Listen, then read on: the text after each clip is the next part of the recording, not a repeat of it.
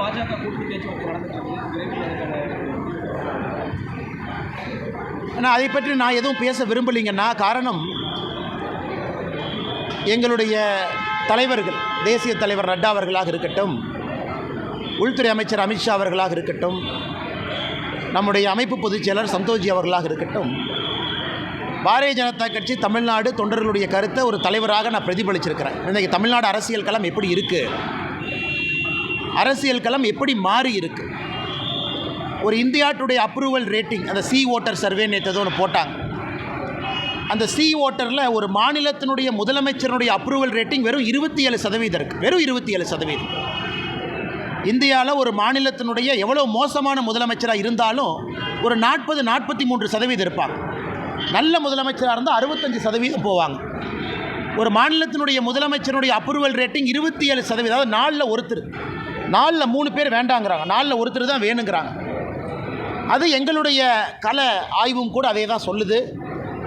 அதே நேரத்தில் தமிழகத்தில் பிரதான கட்சிகள் எப்படி இருக்கிறாங்க, பாரதிய ஜனதா கட்சி, தேசிய ஜனநாயக கூட்டணி, நம்மோடு இருக்கக்கூடிய அண்ணன் டிடிவி தினகரன் அவர்களாக இருக்கட்டும், அண்ணன் ஓபிஎஸ் அவர்களாக இருக்கட்டும், தென் தமிழகத்தினுடைய சூழ்நிலை எப்படியான, தமிழகத்தை பொறுத்த வரைக்கும் எல்லா ஜோனும் ஒரே மாதிரி மக்கள் ஓட்டு போட மாட்டாங்க. தென் தமிழகம் வேறு, வாக்கு செலுத்துவதிலே கொங்கு பகுதி வேறு, மத்திய மண்டலம் வேறு, டெல்டா பகுதி வேறு, சென்னை சுற்றி இருக்கக்கூடிய 36 தொகுதிகள் வேணும். ஏன்னா நீங்கள் தென் தமிழகம் எடுத்திங்கன்னா மதுரை கீழே 60 தொகுதிங்கன்னா 60 தொகுதியினுடைய பெர்ஃபார்மன்ஸ் வேறு மாதிரி இருக்கும். கொங்கு பகுதி 54 தொகுதி, நீங்கள் தருமபுரி கிருஷ்ணகிரி இணைச்சிக்கிட்டிங்கன்னா 54 தொகுதி, 60-54 பார்த்தீங்கன்னா 114. சென்னையினுடைய 36 அதையும் சேர்த்துனீங்கன்னா 150. இந்த மூன்றினுடைய தன்மை என்ன? மிச்சம் இருக்கக்கூடிய 84 தொகுதிகள் வட தமிழகமாக இருக்கட்டும், மத்திய மண்டலமாக இருக்கட்டும். அதனால் இது எல்லாத்தையும் யோசிக்கணுங்கண்ணா. ஒரு கட்சி தமிழ்நாட்டில் ஜெயிக்கணும்னா 5 மண்டலத்தில் 3 மண்டலத்தை அந்த கட்சி ஜெயிக்கணும். ஒரு கூட்டணியோ கட்சியோ தமிழகத்தில் ஆட்சி களத்துக்கு வர்றாங்கன்னா இந்த 5 மண்டலத்தில் 3 மண்டலத்தை ஜெயிக்காமல் யாரும் ஆட்சிக்கு வரவே முடியாது. தென் தமிழகத்தையும் ஜெயிச்சு, கொங்கையும் ஜெயிச்சு, சென்னை உட்பட வேறு எல்லா பகுதியிலையும் 3 குறைந்தபட்சம் ஜெயிக்கணும். ஸ்வீப் வரணும். 180-190 சீட் நீங்கள் அடிக்கணும். 234க்குன்னா 4 ஜெயிக்கணும். எனக்கு தமிழகத்தில் பத்திரிகை நண்பர்கள் நீங்களாம் இருக்கிறீங்க. அந்த சூழ்நிலை எப்படி இருக்குன்னு உங்களுக்கும் தெரியும், எனக்கும் தெரியும். அதனால் என்னுடைய வேலை இந்த கட்சியினுடைய தலைவனாக, தொண்டனாக, இது எல்லாத்தையும் மைக்ரோ லெவல் அனாலிசிஸ். நான் எப்பவுமே மேம்போக்காக பேச முடியாது. நான் பத்திரிகையில் பேசுகிறது வேணுங்கண்ணா. எங்களுடைய தலைவர்களுக்கு நான் ஒரு ப்ரீஃபிங் கொடுக்குறேன் அப்படின்னா மைக்ரோவாக போகணும். 234 தொகுதி தன்மை எப்படி, ஜாதிகளுடைய திங்கிங் எப்படி இருக்காங்க, ஜாதிகள் வேண்டாம் என்று நினைக்கின்றோம். ஆனால் ஓட்டிங் பேட்டர்னில் இன்றைக்கி ஜாதிகள் ஒரு முக்கிய பங்கு வகிக்கிறாங்க. அவங்க எப்படி யோசிக்கிறாங்க, தலைவர்கள் எப்படி பார்க்குறாங்க, தமிழ்நாட்டினுடைய பொருளாதார சூழ்நிலை மக்கள் ஓட்டு செலுத்துவதில் மாற்றத்தை ஏற்படுத்துதா? குறிப்பாக தென் தமிழகத்தை எடுத்துங்க, தண்ணி இல்லை, பெரிய பிரச்சனை, விவசாயம் நலிவடைந்துருக்கு, தொழில்துறை வளர்ச்சி இல்லை, அவங்க எப்படி பார்க்குறாங்க? அதனால் நான் என்ன பேசினேன் அப்படிங்கிறத நான் பத்திரிகை நண்பர்கள்ட்ட சொன்னால் தவறாக போயிருங்கன்னா, ரொம்ப டீட்டெயில்டாக, ஆழமாக, ஆதாரத்தின் அடிப்படையில் எப்படி தமிழ்நாடு இருக்கின்றது, எப்படி செல்ல வேண்டும், மக்களுடைய நலன் எப்படி இருக்கணுங்கிறத நாங்கள் பேசியிருக்கோம்.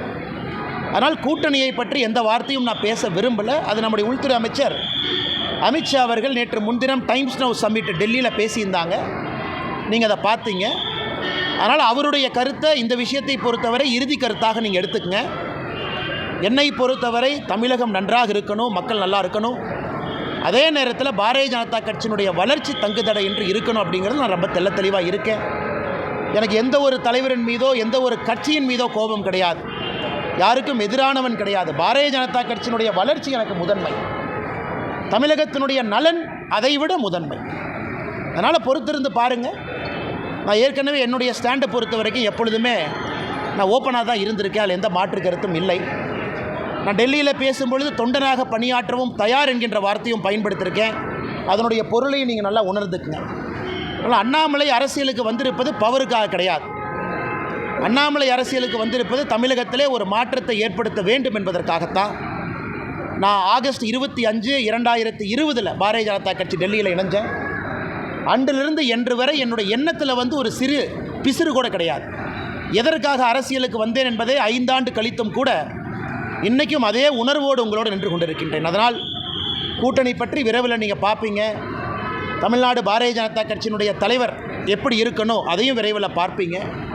ஸோ என்னுடைய கடமை ஒரு கட்சி முடிவெடுக்கும் பொழுது அக்யூரேட் ஃபீட்பேக், நடுநிலைமையாக என்னை சார்ந்தோ இன்னொருவரை சார்ந்தோ இல்லாமல் பெர்ஃபெக்ட் அக்யூரேட் ஃபீட்பேக்கை கொடுத்தா கட்சியினுடைய தலைவர்கள் சரியான முடிவெடுப்பாங்க. அதான் என்னுடைய நோக்கம். அதை டெல்லியிலே நான் செய்துவிட்டு வந்திருப்பதாக எனக்கு நானே சொல்லிக் கொள்கின்றேன். அதுக்கப்புறம் தலைவர்கள் எல்லா சூழ்நிலையும் பார்த்து முடிவெடுப்பாங்க.